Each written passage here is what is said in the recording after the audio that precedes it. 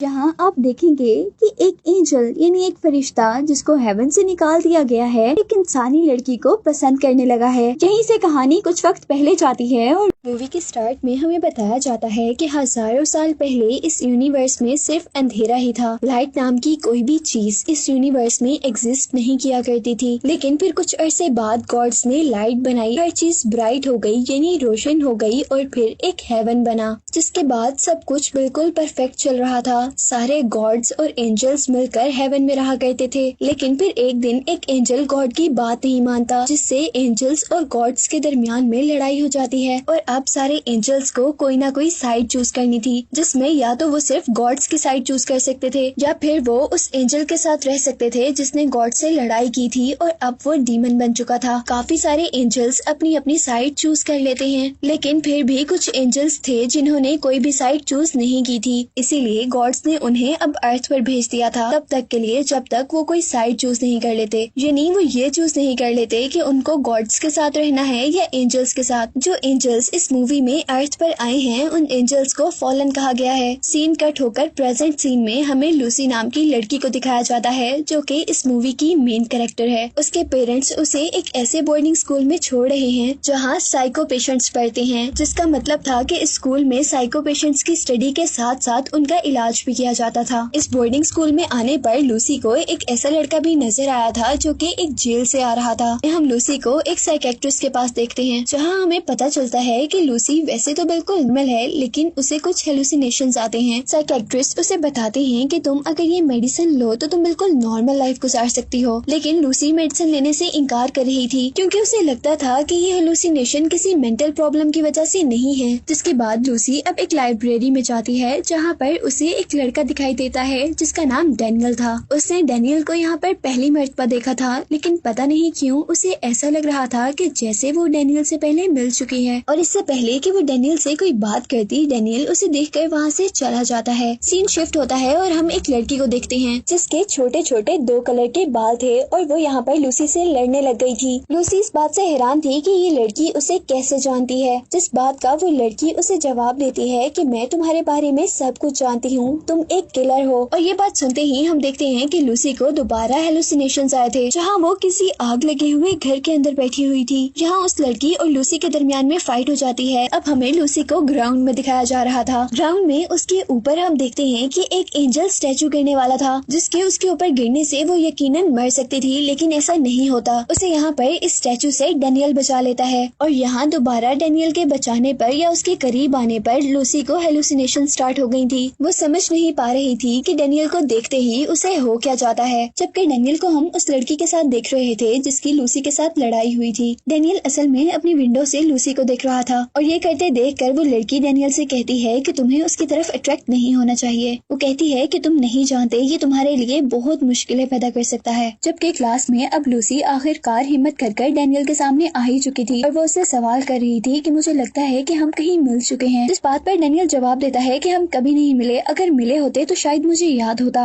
और ये बात कहकर वो उसे इग्नोर कर आगे चला जाता है, जबकि लूसी उदास होकर वहाँ से बाहर आ चुकी थी। और बाहर आने पर उसे वो लड़का कैम मिलता है जो कि मूवी के स्टार्ट में उसने अपने साथ हॉस्टल में आते देखा था। कैम लूसी को कॉफी की ऑफर करता है। वो लोग काफी देर बैठकर बातें करते हैं और यहाँ हमें पता चलता है कि कैम अब लूसी को पसंद करने लगा था। अब हम उन सारे स्टूडेंट्स को एक्टिविटी क्लास में देख रहे थे जहाँ स्वॉर्ड फाइटिंग चल रही थी। लूसी को स्वॉर्ड चलानी नहीं आती थी, लेकिन वो फिर भी पार्टिसिपेट करती है और इस मर्तबा उसकी ओपोनेंट वही लड़की थी जो मूवी के स्टार्टिंग सीन में उससे लड़ रही थी। उस लड़की ने बहुत आराम से लूसी को हरा दिया था और अब लूसी का कंपटीशन डैनियल के साथ था। डैनियल के सामने आते ही उसे दोबारा हेलुसिनेशंस होते हैं। उसे नजर आता है कि वो कहीं ना कहीं पहले भी डैनियल से ऐसे ही स्वॉर्ड से लड़ चुकी है, लेकिन अपनी इस लाइफ में उसने कभी ऐसा तो नहीं किया था। इस वक्त वो अपनी हेलुसिनेशंस में रहते रहते ही डैनियल से लड़ रही थी और उनकी काफी जबरदस्त फाइट चल रही थी। सारे पार्टी एंजॉय कर रहे होते हैं और हम देखते हैं कि लूसी एक अकेली जगह पर आ जाती है, जहां अब दोबारा उसके सामने वही लड़की आई थी जो हर बार उससे लड़ने के लिए आ जाती है। वो उससे पूछती है कि तुम क्या करती हो आजकल, क्या तुम्हें आज भी वो लड़का नजर आता है जिसे तुमने मारा था। वो उससे पूछती है कि क्या तुम्हें अभी भी हेलुसिनेशंस होते हैं। जितनी भी बातें ये लड़की कर रही थी लूसी को कुछ भी समझ नहीं आ रहा था।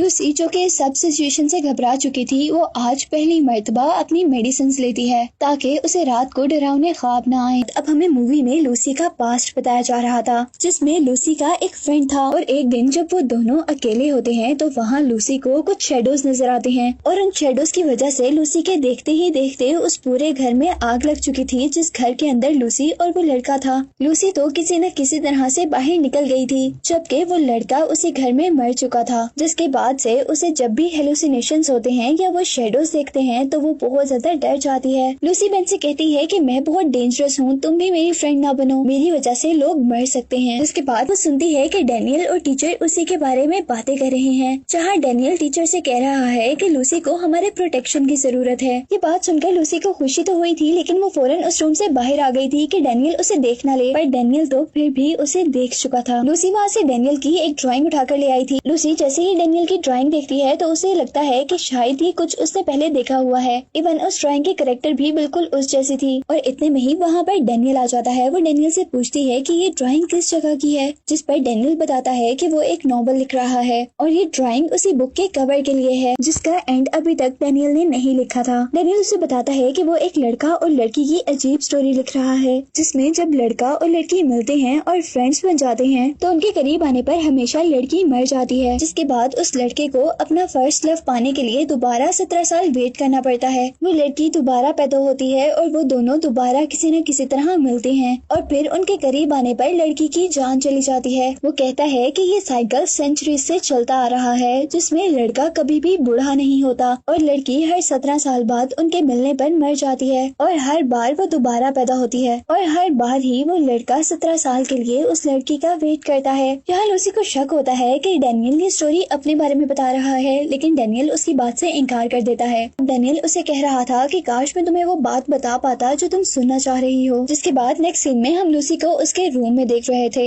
आज रात लूसी का बर्थडे था, इसलिए उसके पास कैम आया था। उसे अपने साथ एक पार्टी में चलने को कहता है, जिसकी शर्त उसने ये रखी थी कि अगर लूसी उसके साथ पार्टी में जाएगी तो वो उसके सारे सवालों का जवाब दे देगा। वो लोग पार्टी कर रहे होते हैं और लूसी काफी मर्तबा उससे अपने बारे में सवाल करती है, लेकिन कैम किसी भी बात का जवाब नहीं देता। तभी यहाँ पर डैनियल आ जाता है। उन दोनों के दरमियान में लड़ाई हो जाती है और वो लोग एंजल्स की बातें कर रहे होते हैं, जो कि किसी की समझ में नहीं आ रही थी। उन दोनों की लड़ाई देखकर यहाँ पर लूसी घबरा चुकी थी और वो वहाँ से भाग जाती है। और अब पार्टी से बाहर निकलने पर उसे दोबारा कुछ वियंस आ रहे थे। वो वियंस अब बहुत ज्यादा रियलिस्टिक लग रहे थे, ऐसे जैसे अब उसके साथ ही सब कुछ हो रहा हो। और वो इस बात का पता चला चुकी थी कि कहीं न कहीं ये वियन डैनियल के साथ जुड़े हुए हैं। इसीलिए लूसी अपने फ्रेंड बेन के पास आती है, जो कि कंप्यूटर्स में बहुत माहिर थी। वो लोग डैनियल की पिक्चर लेकर एक खास सॉफ्टवेयर में डालते हैं, जहाँ से उसके बारे में वो सारी इन्फॉर्मेशन निकाल सकते थे। और सॉफ्टवेयर से उनको पता चलता है कि जो फोटो उनके पास थी वो डैनियल की सेंचुरीज पुरानी फोटो थी। वो लोग ये देखकर बहुत ज्यादा सरप्राइज थे कि हजारों साल बाद भी डैनियल बिल्कुल वैसा कैसे हो सकता है। उसके फेस पर एजिंग की कोई निशानी नहीं थी। वो लोग उसके बारे में और सर्च करते हैं, जहाँ पर उन्हें एक और तस्वीर मिलती है, जिस तस्वीर में डैनियल और लूसी सालों पहले एक साथ। इसके बाद अब दोबारा लूसी के पास्ट की तरह उसे यहाँ पर भी शैडो नजर आते हैं और उस पूरी लाइब्रेरी में आग लग जाती है, जिस लाइब्रेरी में बैठकर वो डैनियल के बारे में इंफॉर्मेशन कलेक्ट कर रहे थे। आग लगने पर यहाँ वो लड़का मारा जाता है, जो कि सारा की हेल्प कर रहा था और सारा को डैनियल यहाँ से बचाकर ले गया था। जिसके बाद एक सीन में हम सारा को हॉस्पिटल में देख रहे थे। सारा उस लड़की की मौत का और उस आग लगने का जिम्मेदार अपने आप को समझ रही थी। डैनियल दूसरी बिल्डिंग से लूसी के ऊपर नजर रखे हुए था, जहाँ लूसी भी ये देख लेती है और उससे बात करने के लिए उसके पास जाती है। वो उससे कहती है कि तुम मुझे बताओ या ना बताओ, लेकिन मुझे पता चल चुका है कि तुमने नॉवल में जिसकी स्टोरी लिखी है वो और कोई नहीं बल्कि मैं और तुम हैं। वो इन सारी बातों से उकता चुकी थी और अब उसका जीने का बिल्कुल दिल नहीं था, इसीलिए वो जल्दी से बालकनी पर खड़े होकर जंप कर देती। और इससे पहले कि लूसी नीचे गिरकर मर जाती, यहाँ पर डैनियल अपने बहुत ही खूबसूरत ट्रांसपेरेंट ये कह सकते हैं कि इनविजिबल विंग्स से उड़ते हुए नीचे जाता है और लूसी को बचा लेता है। जहाँ अब उसके विंग्स देखकर हम पर ये रिवील हुआ था कि डैनियल वही फॉलन एंजल है जो कि आसमान से जमीन पर आ गया था, क्योंकि उसने ना गॉड्स की साइड चूज की थी और ना ही एंजल्स की, बल्कि उसने ह्यूमन के प्यार को चूज किया था। और डैनियल वही एंजल था जो कि सदियों से लूसी को पसंद कर रहा था। और वो नॉवल स्टोरी जो कि डैनियल ने पहले बताई थी वो भी उसके अपने बारे में ही थी। उन दोनों के करीब आते ही लूसी को दोबारा शेडोज नजर आने लगे थे, लेकिन वो इस बार डरी नहीं थी, क्योंकि उसके साथ डैनियल था और डैनियल उसे कह रहा था कि तुम्हें इनसे डरने की जरूरत नहीं। और वो अब हार्ट टच कर लूसी को वो शेडोज दिखाता है जो कि उसने कभी कभी टच कर नहीं देखे थे और वो शैडोज लूसी को उसके सारे पास्ट की स्टोरी सुनाते हैं। अब क्योंकि यहाँ डैनियल और लूसी दोबारा मिल चुके थे तो साइकिल के अकॉर्डिंग उनके करीब आने पर लूसी मर सकती थी। उसे लगता था कि इस मर्तबा लूसी नहीं मरेगी क्योंकि इस बार उसे कुछ चेंज नजर आता था लूसी की आंखों में। और यहाँ कैम आकर लूसी को कहता है कि तुम ऐसा बिल्कुल मत करना, तुमने अगर ऐसा किया तो तुम्हारी डेथ हो जाएगी। वो कहता है कि डैनियल को छोड़कर तुम मेरे साथ चलो। लूसी फिर भी कैम की बात नहीं मानती और यहाँ पर डैनियल और लूसी दोनों प्यार करते हैं। लेकिन इस मर्तबा लूसी को कुछ भी नहीं हुआ था, यानी उनका कर्ज टूट गया था और उनका कर्ज टूटने से यहाँ पर मौजूद सारे एंजल्स डर चुके थे। यानी हमें पता चला था कि डैनियल के साथ यहाँ पर बाकी लोग यानी कैम वगैरह वो भी एंजल्स थे और वो डर इसलिए रहे थे क्योंकि जब इन लोगों का कर्ज ब्रेक होना था तो लूसीफर को जरूर गुस्सा आता और वो उनसे बदला लेने के लिए आसमान से जमीन पर आ सकता था। इसीलिए डैनियल यहाँ से लूसी को एक सेफ जगह पर बचाकर लेकर जाना चाहता था। यहाँ कैम को भी अपनी हार पर बहुत गुस्सा था क्योंकि लूसी ने कैम की जगह डैनियल को चुना था, इसीलिए उन दोनों के दरमियान में लड़ाई चल रही थी। वो लोग आसमान में उड़ते हुए लड़ रहे थे और उनके लड़ने की वजह से वहाँ पर तूफान भी आ चुका था। सीन्स अब शिफ्ट होते हैं टीचर और लूसी की तरफ। यहाँ टीचर बता रही थी कि डैनियल सिर्फ लूसी की वजह से हेवन में नहीं जा सकता। हालांकि वो ये नहीं जानती थी कि डैनियल और लूसी का कर्ज ब्रेक हो चुका है। वो अब लूसी की फ्रेंड को मारकर लूसी तक पहुँचती हैं उसको मारने के लिए, क्योंकि उनको लगता था कि लूसी के मरने के बाद उनका साइकिल खत्म हो जाएगा और डैनियल इजीली उनके साथ हेवन में चला जाएगा। और इससे पहले कि वो लूसी को मार सकती, यहाँ पर जल्दी से डैनियल आ जाता है और वो लूसी को बचा लेता है, जिसे देखते ही टीचर एंजल वहाँ पर गायब हो चुकी थी। कर्ज भी अब ब्रेक हो चुका था और यहाँ लूसी और डैनियल भी मिल चुके थे। यहाँ लूसी भी कन्फेस करती है कि वो हमेशा से डैनियल को बहुत चाहती है और चाहती रहेगी। जिसके बाद डैनियल लूसी को अपने प्यारे से विंग्स पे उठाकर हेवन की तरफ लेकर जा रहा था, जिसके साथ ये मूवी यहीं पर एंड हो जाती है।